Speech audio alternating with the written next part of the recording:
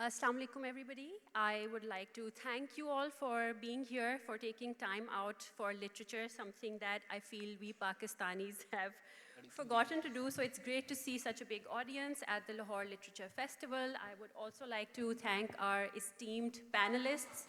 It's a great feeling for me to sit with such amazing women and sharing the stage with them today. So as you all know, the theme of today's session is an abundance of wild roses. And the title today has been inspired by our very own Faryal Ali Gohar's book. Today we are interpreting the title to mean that despite patriarchal structures in place and male-dominated societies creating so many limitations for the female gender, women continue to persevere and work hard to find their voices, to shatter the glass ceiling, and to claim their space in society. In our talk, we hope to highlight why it is so important for female writers to take control of their own narratives and to tell their own stories through female voices in their books. And of course, while doing so, paving the way for all women at a broader level.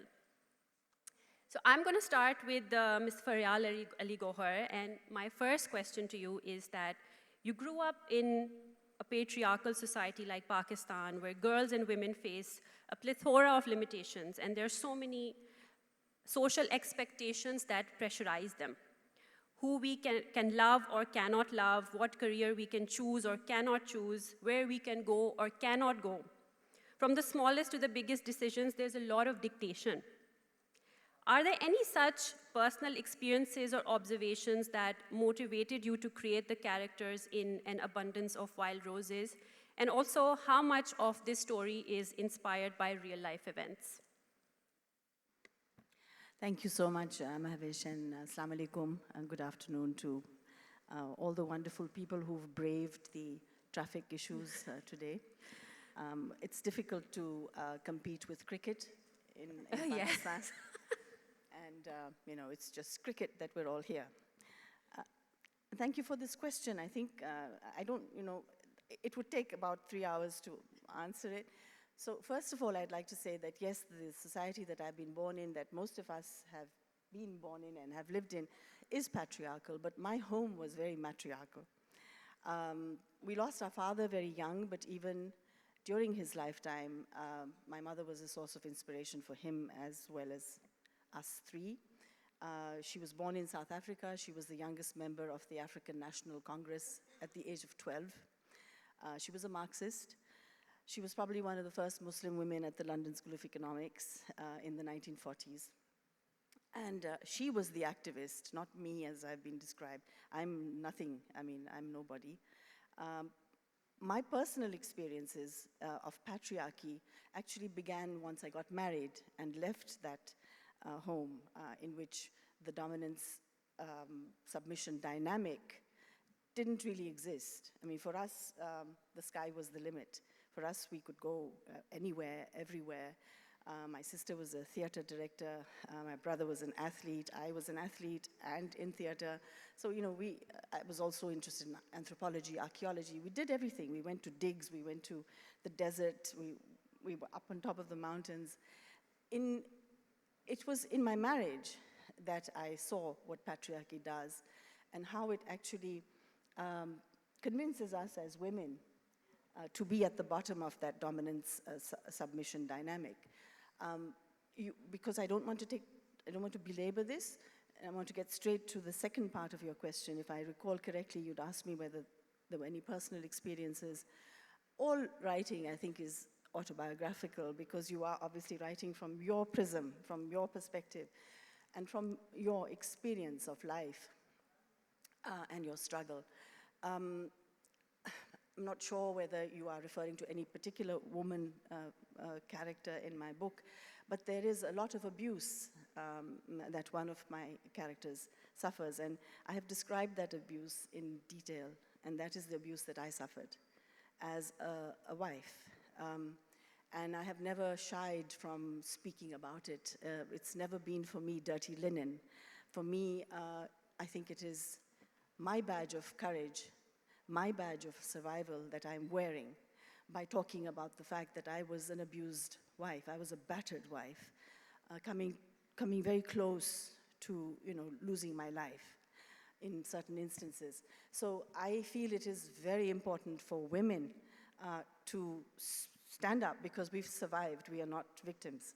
We have survived. And so in my book, because the book was born out of actually the chief minister of Gilgit-Baltistan asking me to come and help them, to help the government understand the phenomenon of the highest incidence of female suicide in northern Pakistan, taking place in the Hunza region. And Hunza has been seen by most of us as a picture postcard paradise, whereas there are layers and layers that are never addressed. And so when I went to live there to understand this phenomenon, I understood that I was not alone, of course, in the abuse I suffered. I was also not alone in wanting to end my life at the time of the suffering. And so I was able to empathize with those whose young girls, daughters had hung themselves and ended those lives. The book came out of that experience, but of course you know that it touches many other themes as well.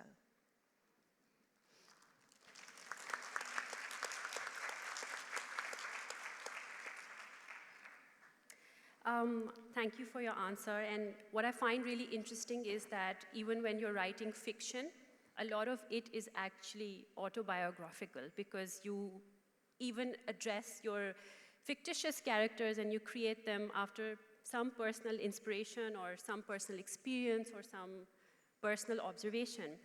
So if I move to you, Sofka, your book, Patni, also explores a relationship of a man and a young girl.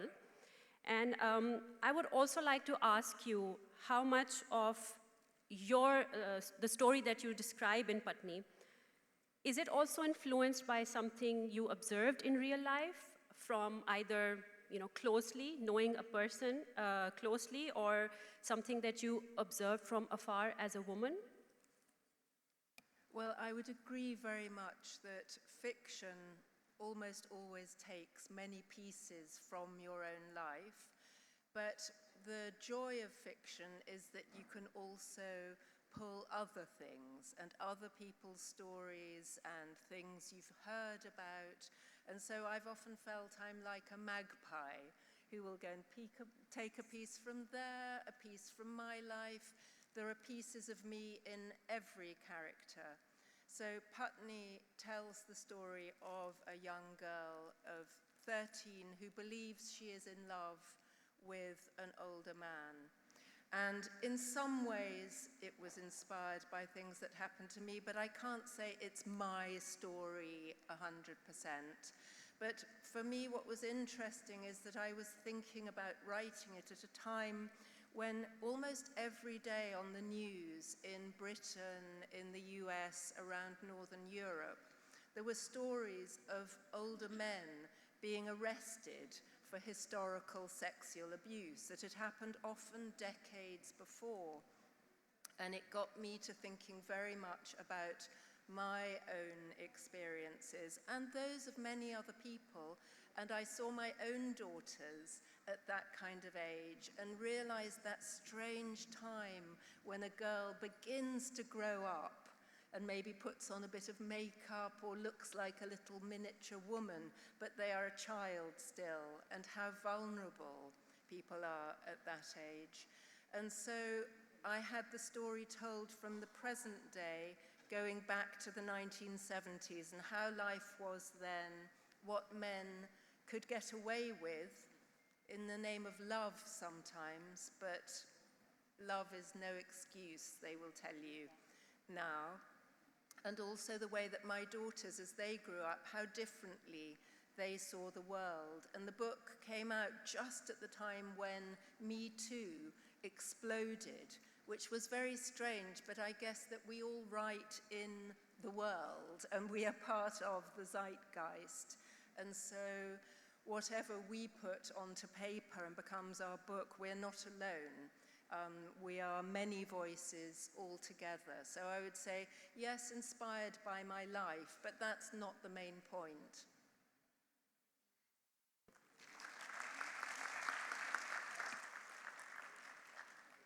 I'm really glad, Sofka, that you mentioned that men get away with a lot in the name of love. And there's so many females sitting here in the hall today, and I think many of us, from our present experiences or past experience, will be able to agree with the fact that our fathers, brothers, husbands, other men in our life, they do get away with a lot. You know, I'm stopping you from going out because I care about you. I'm stopping you from pursuing education or career or choosing the man that you want to marry because I care about you. Or I am slapping you or I am throwing you around because I care about you.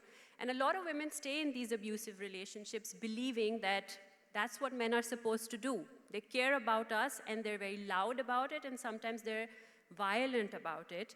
And yeah, I'm happy that women are seeing that now, and I'm happy that women are sharing their own experiences in their books, different forms of abuse, so that readers can read and understand that maybe this is my life, maybe this reflects my story, and maybe I need to get out of it, and maybe I don't need to take it and tolerate it. It's like Trump said, I'm going to look after women whether they want it or not.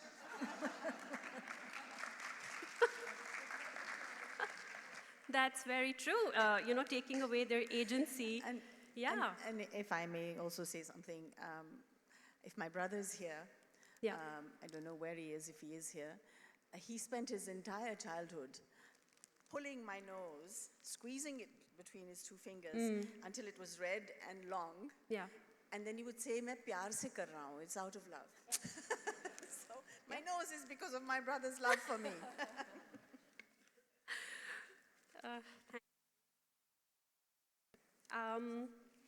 I will move on to you, Lucy.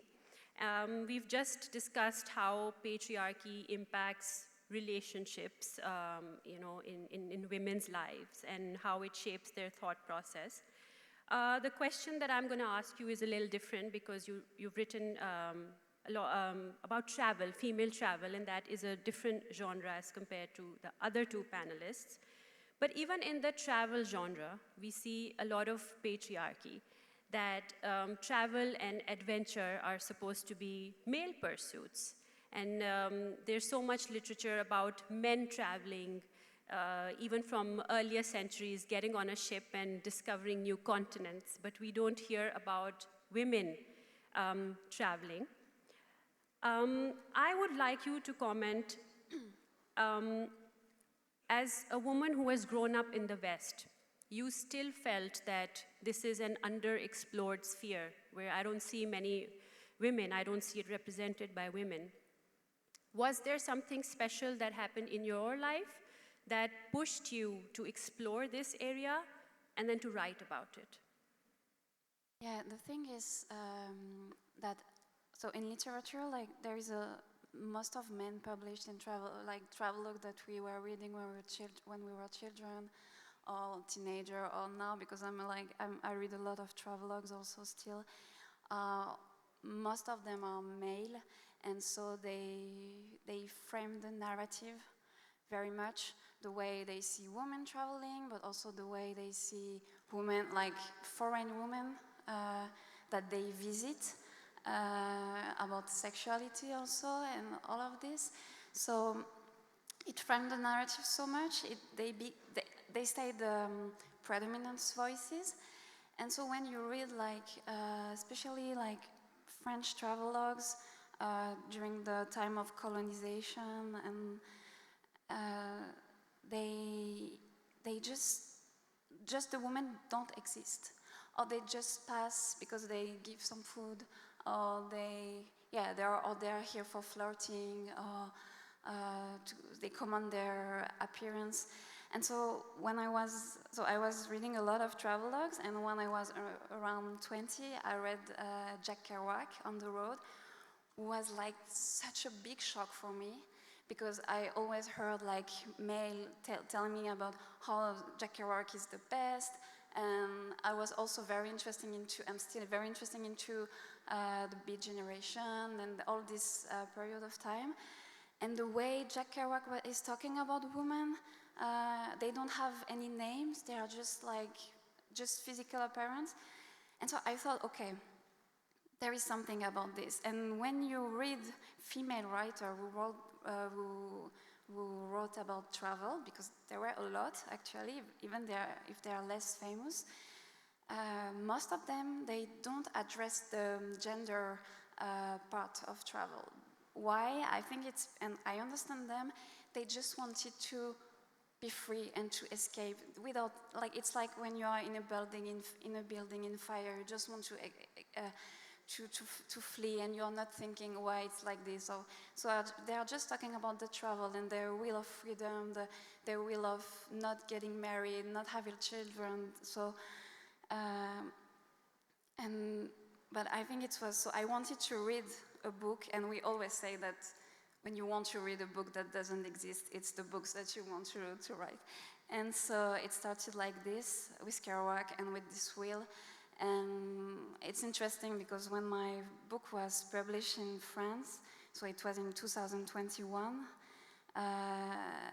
I gave some conference of a literary festival, and some men told me that, oh, you are bringing the gender war into travel, which is a place of freedom. And I'm like, okay, women are under attack. If you don't feel it, it's not my problem, but the war is here already. It's a cold war, but it's still, and so it was, I thought, that's why also this book was, had like a good reception. I think it's, in France, so we needed this also. And also about colonialism, because it's, I cannot tell everything, but it's all about this also. The gender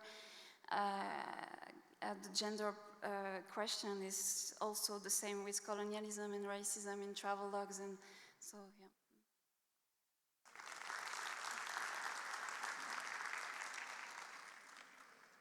It really seems that men like to claim certain spaces and don't like to share at all with our gender. And as soon as we step foot, it's not really encouraged. And I feel that there could be so much diversity of voice and experience, and women look at things from a different lens. So if women were allowed or enabled to share those spaces, this world would be a nicer place and literature would be richer, for sure. I will move to you, Rhonda. Thank you for patiently waiting while the rest of us spoke.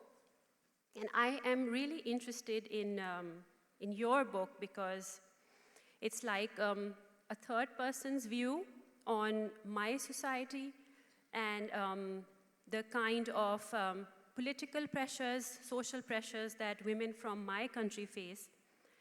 You've written the book, the 12th of February. Can you please share a little bit about why you chose this title? I feel that maybe a lot of people in the audience might not know why this is an important date for the women of Pakistan. Sure. Good point. The 12th of February is named Pakistan National Women's Day, and it's in honor of the 1983 protests of women against the discriminatory laws that were put in place by the dictator at the time, Zia ul-Haq. Yeah. And those protests in Lahore saw women beaten, thrown in jail, arrested, and so on. And it was all against mainly the law of evidence and the law of Qisas and Dia at the time. And so that was kind of, in some ways, the birth of the women's rights movement here. And I felt it was a very important parallel to the work that Canada did in solidarity with women's organizations in Pakistan. It was the Women's Action Forum that led those protests in 1983, and the Women's Action Forum never accepted any funding. They never accept funding. They're an advocacy organization. So, but that, Canada worked years later with other women's organizations that were fighting for women's protection legislation.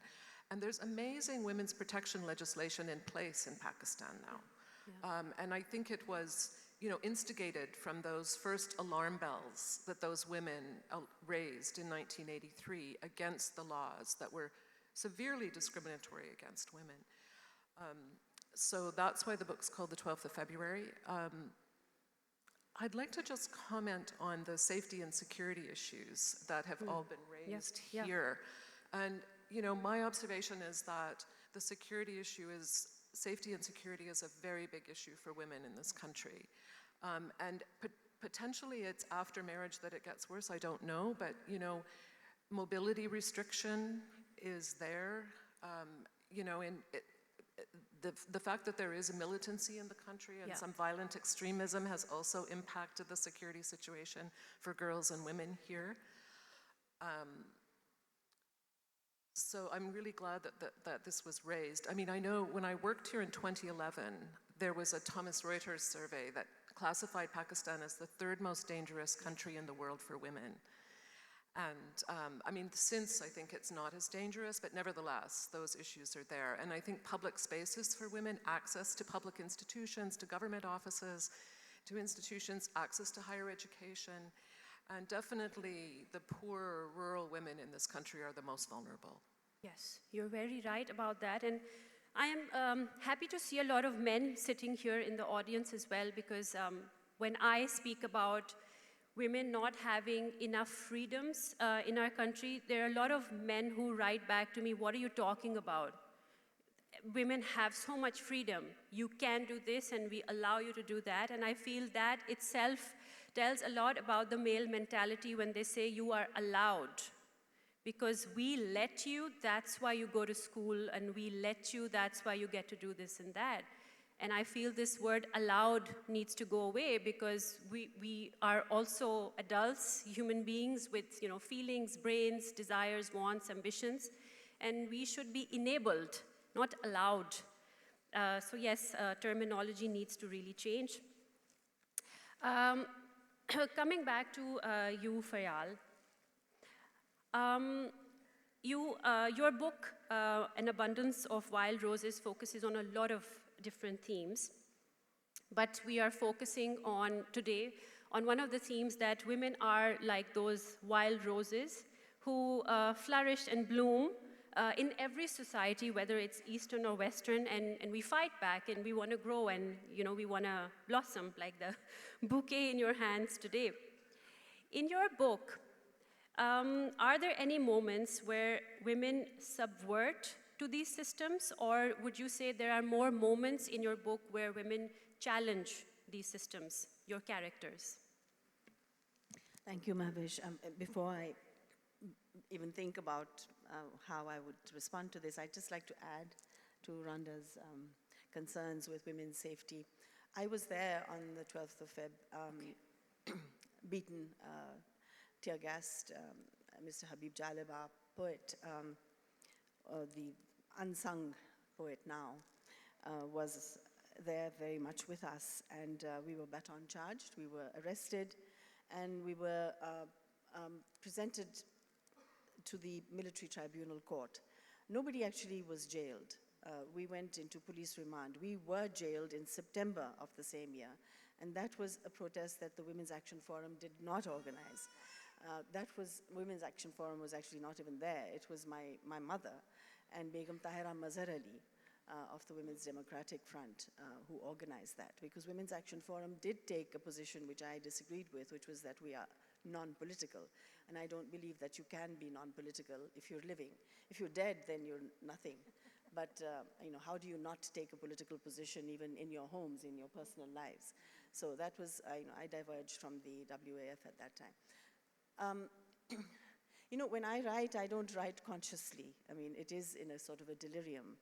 The book writes itself. I just happen to be a vehicle that it finds. And so I don't consider, crafting my characters. They just become who they need to be.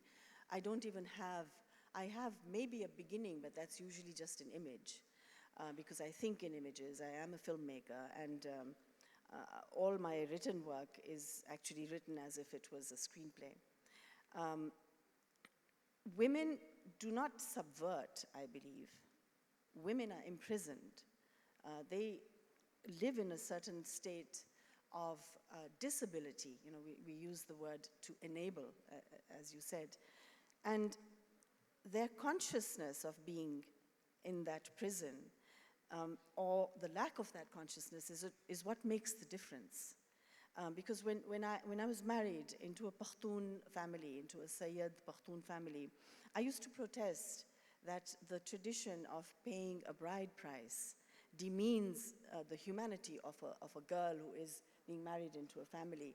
And they, you know, my sisters-in-law would be aghast because they would say that there is no honor without the bride price, meaning the monetization of that transaction, the objectification of a young girl or a woman was very much a part of their consciousness. And it was when, you know, years and years and years later, when things in their family, because I'm still very much in touch with my in-laws and I'm very, very close to them, they now understand, because their experiences in their own lives made them realize that they cannot be objectified and rendered non-human and rendered powerless. You know, their agency cannot be taken away from them. So it is like a sea change in the last 30, 35 years. The characters in my book grew out of the women that I lived with during the time that I was trying to understand the phenomenon of female suicide on, you know, the very high incidence.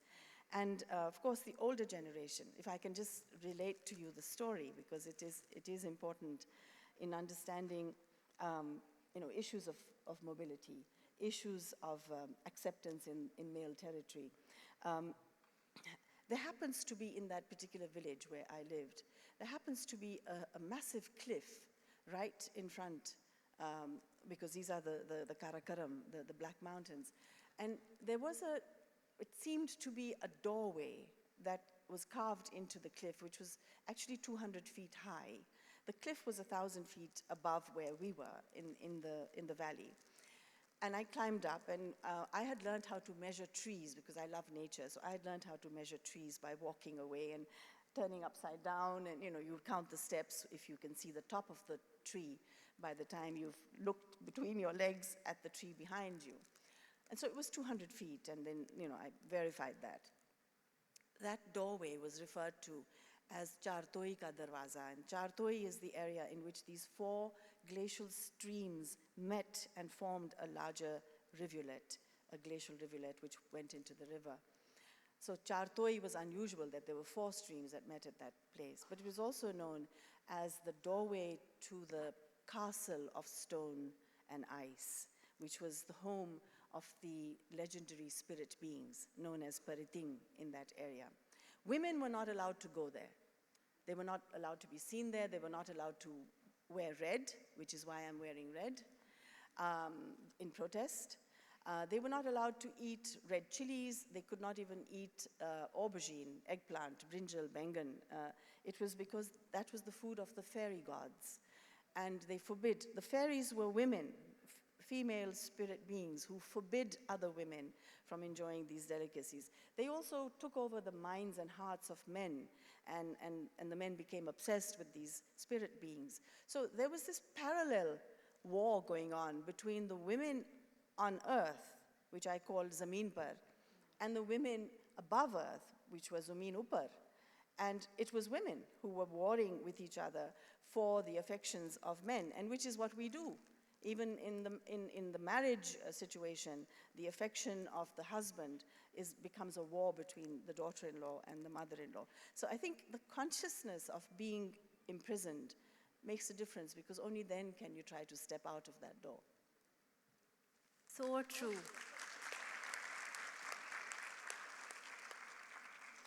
No, I relate to this also so much. I'm supposed to be asking you questions, but I'm just going to make a comment that, again, when I write about these things, how women are at war with each other, and sometimes women are placed in cages made out of gold, you know, big homes and a lot of influence that the husband and the in-laws have, and they're made to believe that you're in a really nice, safe environment where you have all the luxuries of the world.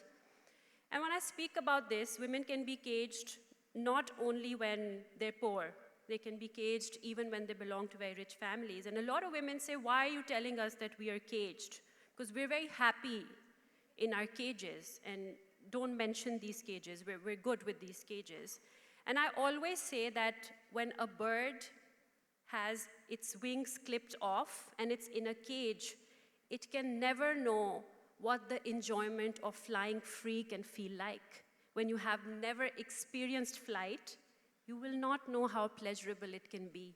So yes, maybe it's just a coping mechanism for a lot of women that we're happy in our cages because they know that there's no way out, so there's no point in dreaming about flight. I will come to Sofka.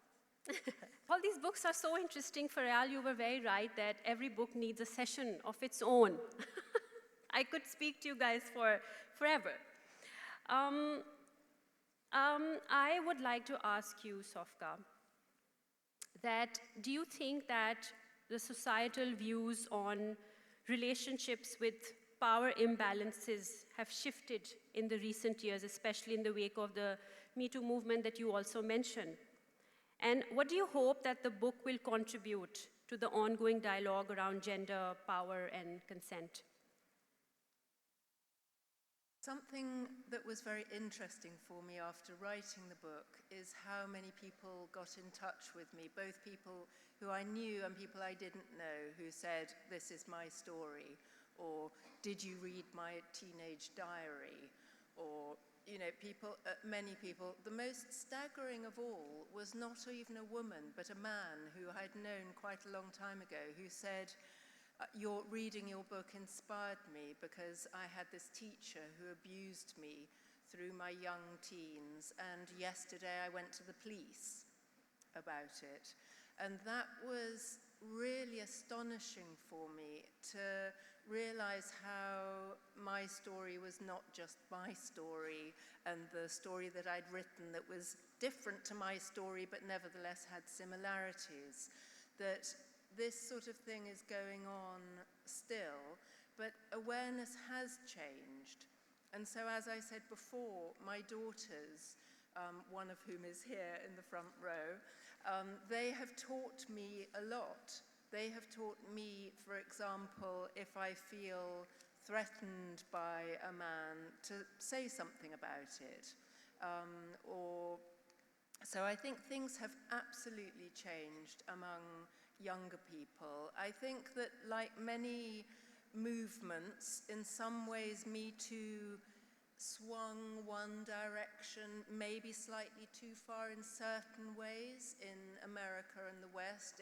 If men are feeling terrified, maybe that's not a good thing, of affection or being warm with people. But I think that it had made an important adjustment, and that it will bring things into a middle ground where girls and women are safer, and men and boys in particular have more awareness, because this is one of the most important things, is not just education, but example of men to boys, of how they are being brought up.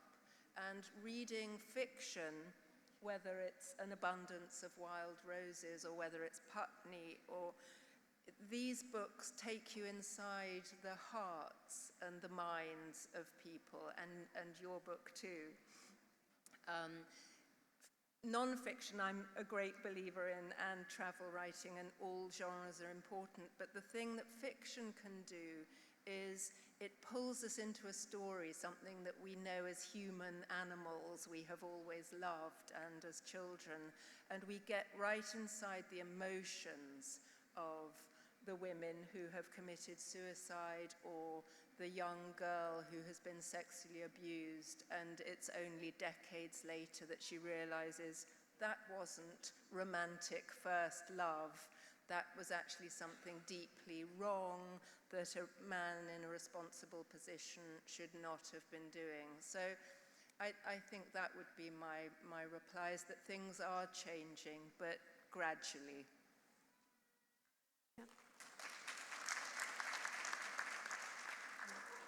And again, I would say that some societies are a bit ahead on the spectrum. Some societies are still learning. And I will just say to your daughter here that I also learned that from a friend. And I was on a train with my friends in Portugal. I really like traveling as well. And I do a lot of travel with my female friends.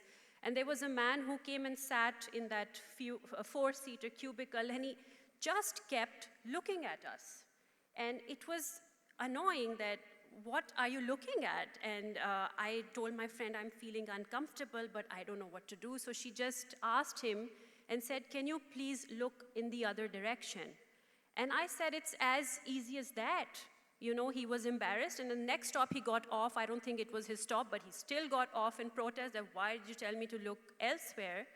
So this time when I was traveling from the Netherlands to Pakistan, at the Abu Dhabi airport, this man just sat next to me and just kept looking. And then I said, do you need something? Why are you looking at me? This is my personal space. And he just, nothing, and he got up and he left. So I think that men really also need to be put in their place. And I think we as women trivialize that, oh, it's nothing, he's just looking, it's harmless. But why do you get the license to make me feel uncomfortable? I can't do that to you, so why do you get to do that to me? So subtle reminders to men are necessary. I think we're getting the language now Yeah. in a way that we didn't used to when I Yes. was young. So a few years ago, I went to a little beach in Greece where I like to swim at all times of year. I'm very lucky with this. And I was all on my own. And then a man came to the beach, and he didn't sit the other end. It was just, he came and sat a meter or two Yeah. away from me. And I thought, what would my daughters do? And I said, that made me feel very uncomfortable. You had the whole beach to choose from, and you came and sat right next to me. And I felt so proud of myself. I told my daughters afterwards, because I knew when I was younger, I wouldn't have had those words. So I think we also are learning. We are learning. We're conditioned, right, as women in East or the West, that just tolerate it, just be silent, don't make others uncomfortable. But I think it's time that we did. We've tolerated way too much for too many centuries. I want to come to you, Lucy, and ask you that while I was researching about your book and about you, there was a book review that I read, and it said that, is it true that women are unsafe when they leave their homes and when they travel? Because many times, and especially Pakistani women will really relate that sometimes we're the unsafest within the four walls of our own homes. What has your experience been? Because you've traveled to countries like Lebanon, India, Turkey. Do you feel that women are not safe when they're outside? And also, mind the men, who are women unsafe from? Are there wolves out there that are going to get us? Who makes us unsafe? So what has your experience been? It's a very important question, and thank you for asking this, because so when you want to think about travel in a feminist perspective, the question of safety, security is really the backbone of it. And because many, especially young women, but not only young women, they don't want to travel alone. Even when they have the opportunity, most of the time they tell me or they tell other people, but I'm just afraid. And so there's many things to say to address this, but to be very quickly, I always start saying that if we talk about statistics, in France, and I assume in every country it's the same almost, the place where women die the most dangerous place for women is home. And this is where they get killed the most, and there is many problems of, we know all of this. And we never say to young women, don't get married, maybe you will be killed or something, and of course, luckily we don't say this. But if we look at the reality, that will be better, I think. But also, being a woman in a public space is dangerous in general, in every country. Of course, there is different levels, but it's dangerous everywhere. But women, when they travel, they are it's obvious that, okay, we grew up, we were brought being afraid of everything, being suspicious about everything. As we were a little girl, it's like this in every patriarchal country, which means almost every country. And so when we are like in a place where it's not easy for us to, like, there is we don't control everything, the language, the culture, the weather. We are not used to anything. We know how to deal with this. And honestly, like men, they didn't grow up like this. And so I'm not happy about this, but when you look at the fact, people who have more problem traveling are men, because they're not used to just, we have like an intuition of danger, right? Like, and this is, I don't know how is it to just walk in a public space and being like, feel like I'm neutral, and this is how life is for us. So even if you are in your country, in your cultural comfort, or even if you are traveling, it's almost the same. You just change a bit your clothes or your behavior, but it's so women how to do with this.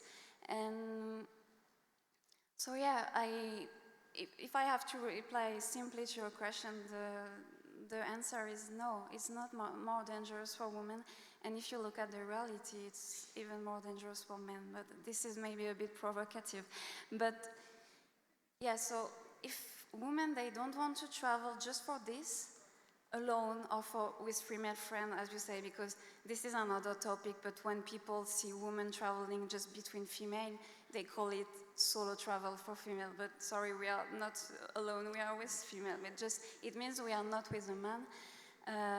If it's the only reason why a woman or a young woman or even an old woman doesn't want to travel, I'm always saying just go. There is plenty of writings from travelers, female travelers, who say they experience like a huge feeling of safety while traveling. For example, my worst experiences about harassment or like as a woman were in Paris, and I'm not the only one. Like, it's when you are in your comfort zone, things happen also because you just remove all your alarms.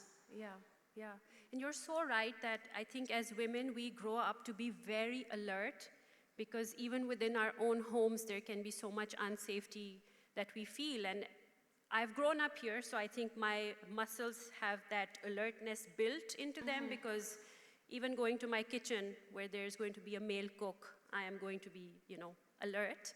And it's something that I am trying to unlearn and shed, because I'm living in the West. And of course, situations and things and catcalling and all of that happens everywhere in the world. But like at night, if I am walking alone in the Netherlands and I see a bike or, a man's footsteps approaching behind me, I get really scared and I feel that tenseness in my muscles. And then when I look back, the man is not interested in me. He has his headphones on and he's just jogging, and he walks by without even looking. And I'm like, okay, I need to unlearn that fear that I have when I am in a public space. We like about fear in the public space, men and women, they just live in a different universe. Yeah. Really, when we talk about this between men and women, when I talk about with my male friends, even if they are progressive and they learn about all these things, I can feel that they just don't, because of course they don't live it. So, it's how life is. Unfortunately, we have to. It's also that I feel that in our society, men are very hyper alert of women. That if a woman comes, they're like, 10 boys are having their fun, and if a woman comes, they all want to see what she's wearing and what she's doing. But then there are societies where 10 men will continue to talk amongst themselves or play their sport and not be bothered. It doesn't make... Really? Yeah, there could be varying degrees about the kind of attention that women get in public spaces. Of course, women always draw that attention, but in some societies it's less. Like, I kind of feel that in some societies I don't get that attention. Moving to you, Rhonda, I would like to ask you that you have had the experience of being a development worker, and you've seen these protests, and you've seen how these political instability and extremism impacts women on a day-to-day basis in the very little details of their lives. How do the women in your book, and how does the content of your book show that women are resilient and they want to push back when so many limitations are being put on them? Well, I mean, we've seen it in the work of women parliamentarians here, the civil society, women's movement, you know, the work that they've done to lobby for legislation to be in place for protection of women.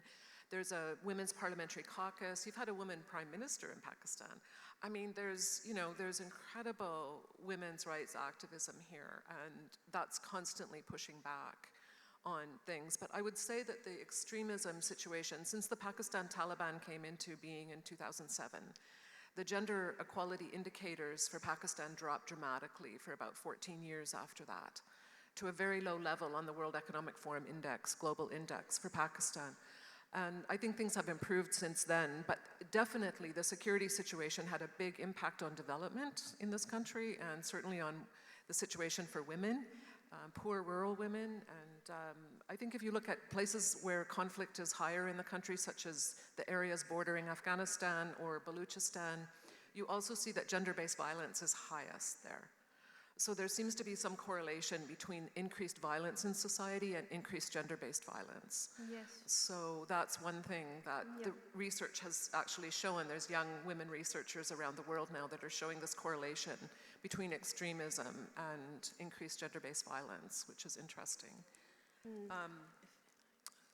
Sorry, what was the other part of your question? This was it, that how, in your observation, how do women exhibit resistance in this part of the world? I mean, I think it's at all levels. It's not just at the level of policy and, you know, lawyers, women lawyers. There's more women judges now. But, you know, at the grassroots, I mean, you have the famous case of Mukhtar Mai here, and she's still a grassroots activist in her own community. She set up shelters for women. She has schools for girls. You know, there's all kinds of them around. And I think there's a number of women working at the grassroots in their own communities that are pushing back, that are pushing for social cohesion, that are, you know, peacemakers in a way, and very, very strong. So there's sort of this dichotomy that exists here in a sense. But I feel that you have an incredibly strong civil society at all levels here. Yeah.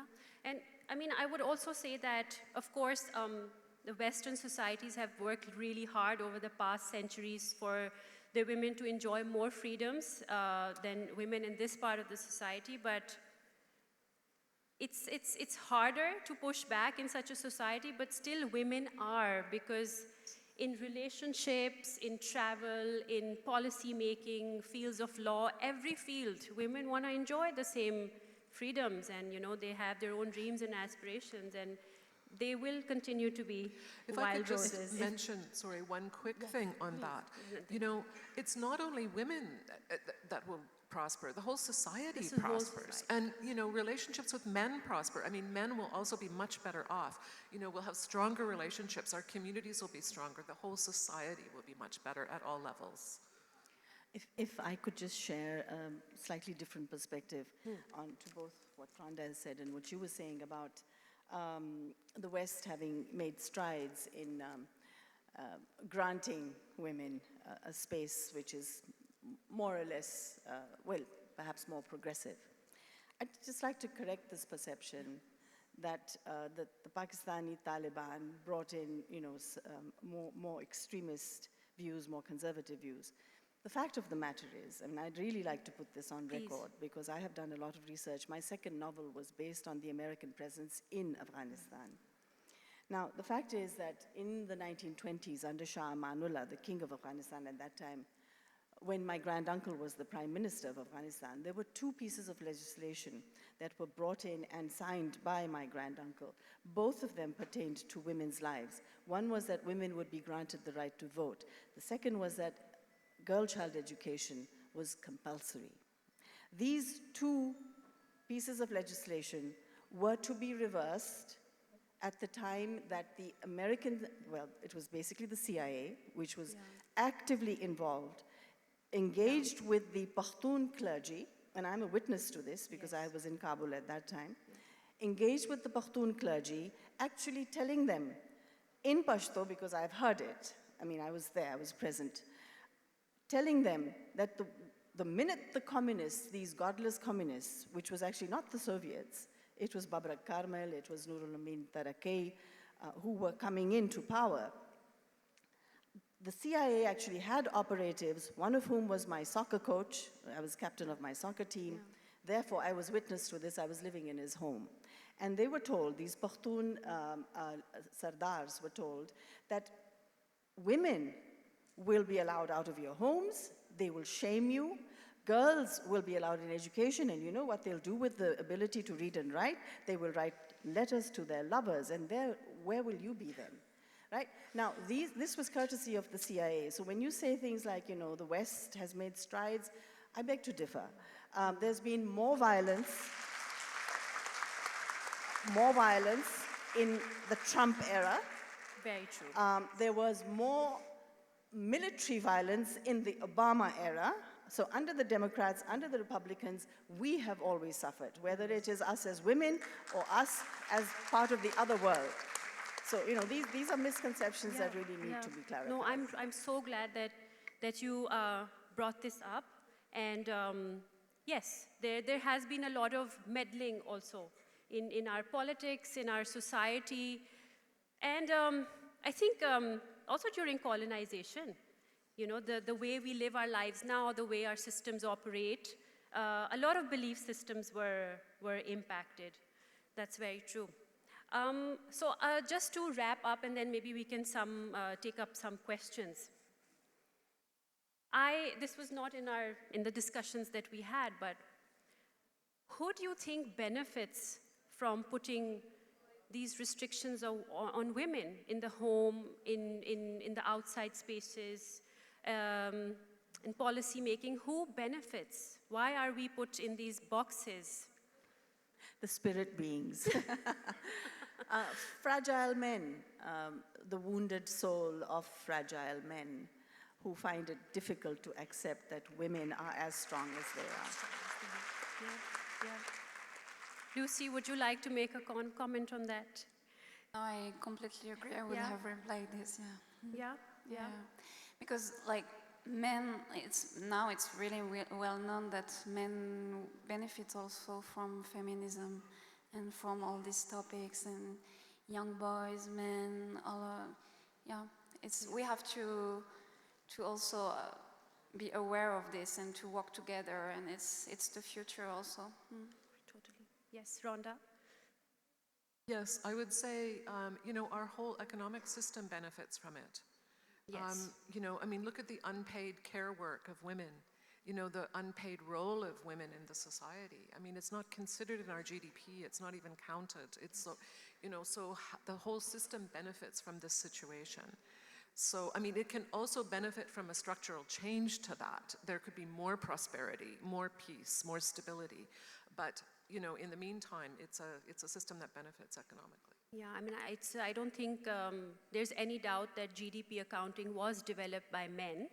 If it was the five of us, our labor at home would definitely have been counted in GDP accounting.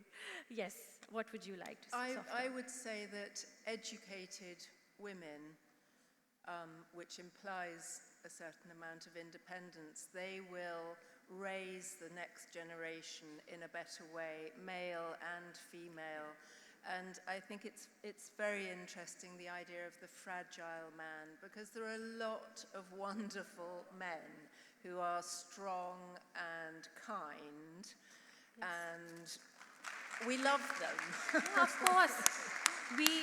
We need our allies, right? We need both genders. And somebody was asking me yesterday, your husband didn't come to support you. You were speaking at the LLF. And I said, he's supporting me.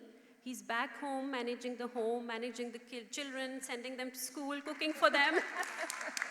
So he is supporting me. And that is the support that we need. I mean, he didn't want to come here and be clapped for and hear that, oh, it's because of you that she has become this. He did the real, he was the real support system that I could come here. So yes, we love those men.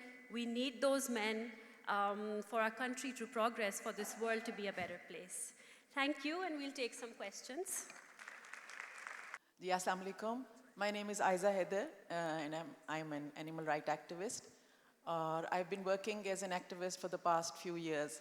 So, unfortunately, animals are also a very persecuted segment of our society. So, what fascinated me about your book, Faryal? Yeah, yeah, here. Right in the front. What yeah. fascinated me about your book was how you gave voices to those animals. So I wanted to ask you what was the thought process behind that, and would you shed light on that? Thank you. I'm sorry, I was looking everywhere else except right in front of me. So, you know, under our noses lies the truth. Um, I am very close to animals, and I do not have the same feeling for humans. I just think that humans are a lesser evolved species. I live with 26 rescued animals. I have been rescuing animals since I was 3. And I have seen the cruelty. I see it every day, every single day. In our society, of course, you know, there's a pecking order in all societies. But our society has had further distortions in terms of the power dynamic, with strange interpretations of the religion, such as a dog being polluted, palit hai. Where that came from, I don't know. There's no reference to that in the text. So the cruelty becomes exponentially more violent when you have these precepts, you know, of your religion telling you that you cannot touch a dog or you are Yes. rendered unclean. I embrace, I'm constantly on the roads stopping the carriage of building materials pulled by donkeys and horses whose mouths have been literally cut because of the metal bits in their mouth. Their backs are skinned because of the whip. Their bones are visible. In some cases, the weight is so heavy that the animal is raised up in the air because the weight has actually pulled down on the other side. And of course, I've been considered completely insane for standing there and insisting that the weight has to be removed. Why I gave voices to these animals, and actually every chapter, there is an equal voice for the animals as there is for the human characters, is because I believe they are supreme. It is their world into which we came, into which we evolved as Homo sapiens from earlier forms of, bipedal species. It is their world, and it is their world which we have destroyed, and we are intent on destroying if we do not stop now. So the wisdom of animals, because I see it every day with the 26 that I live with, they are very wise, and they're very compassionate as well. They will not eat unless they're hungry. They will not kill unless they feel threatened. Don't tell me that that is the reason why we go to war as human beings. The entire great game that is still being literally fought out in this arena of Southern Asia and the Middle East is based on a false perception of a threat from the Soviet Union. Going back to the 19th century. We're still playing out that game. So my characters are the spirits or the souls of hunted animals, animals who've been killed for sport. And they live in that castle up in the cliff. And they are the spirit beings. And they actually foresee the unfolding of these tragedies taking place in the village of Hardukdas, which is the village where I lived. So I'm just trying to basically share my perception of animals having, a dog can hear an earthquake before we can. A snake can sense the ground moving before we can. Birds disappear before a tsunami is visible to us. So where is this coming from? I really believe that they are vested with some supreme sensibilities that we do not have. And we need to look to them if we want to save ourselves.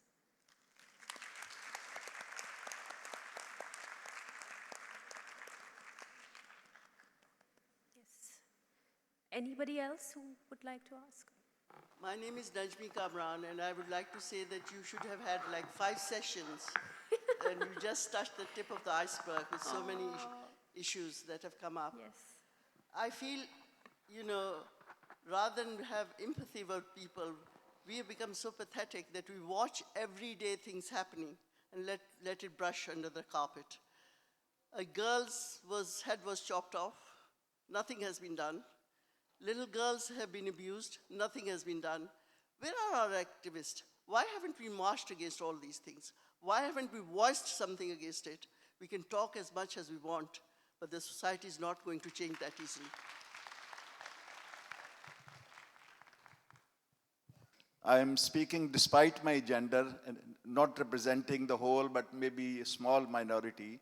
But I have been sometimes accused of being a feminist playwright, which I am very proud of. I think a charge sheet has been presented, and I think you had that plan from the beginning, and we do accept, we feel guilty, and most of the men here would like to go back feeling more ashamed than they are for what they have done to the society. So there are no two opinions about it. But firstly, I must say that you have at the end mentioned that yes, there are men who would be willing to join this struggle for emancipation and women's rights. But what I want to point out is that things are bad, and they have been bad all over: gender issues, class issues, so many other ways, animal rights, how we exploit and how we dominate. But we should realize, and we should pay tribute and be proud of the women of Pakistan, the writers, the journalists, the teachers, the painters, the politicians, so sports people who have made their mark despite all these handicaps. And I'll end with just one example. My own family. Faryal is a part of that. Her late sister, my wife, was an eminent theater pioneer. No one like the impact she had on Pakistani theater, no one else had. Their mother, who also was a writer and a socialist as an activist, who produced such beautiful daughters. My own daughter, who has lived the way she has wanted to live. So I think even in our society, if you get sensitive men, if you get resilient and strong women, if you get good family atmosphere, if you get support from political, social activists, it is still possible to rescue our society. And unless women are rescued, animals will not be rescued, men will not be rescued, society will not be rescued. So a tribute to all these strong, powerful, resilient, beautiful women of Pakistan.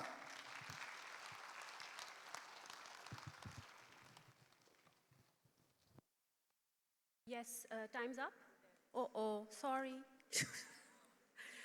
Can we get one question?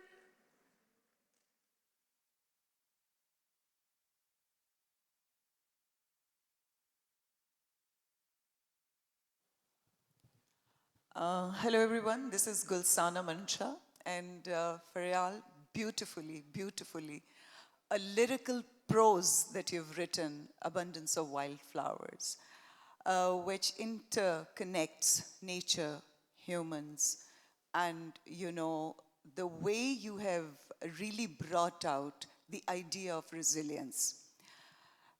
A few minutes back, there was this hot talk going on the stage about women being very, a creature-like who needs sympathy, who needs support.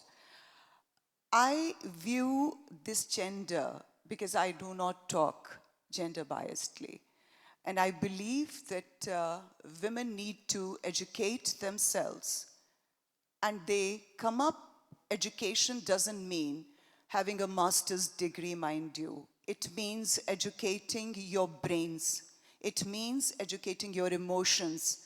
It means how you can empower yourself with a kind of energy that Allah has showered in all humans, irrespective of men and women.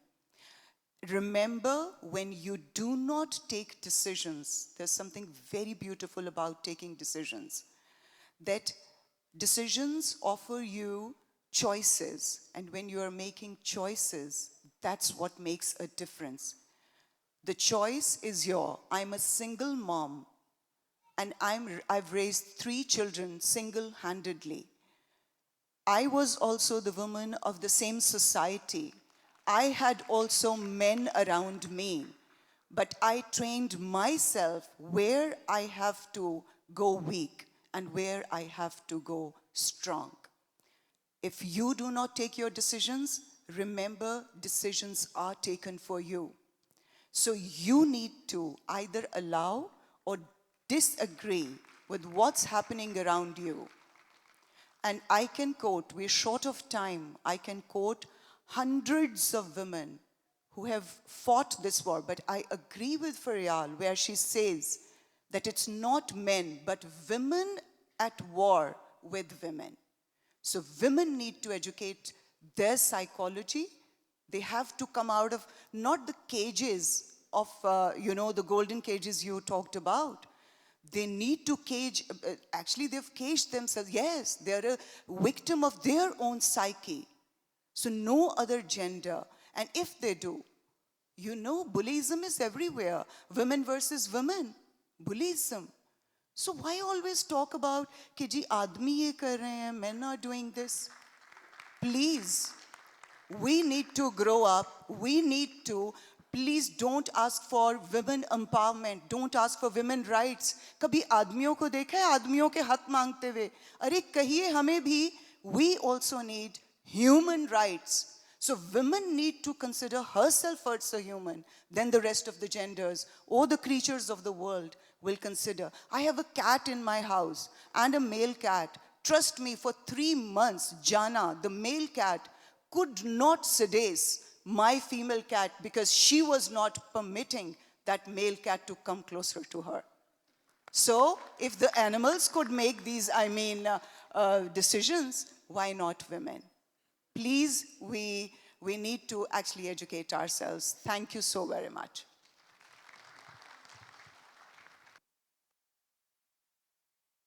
Thank you, everybody, for coming. I see no one wants to leave, but sorry, we have to ask you to move to another session.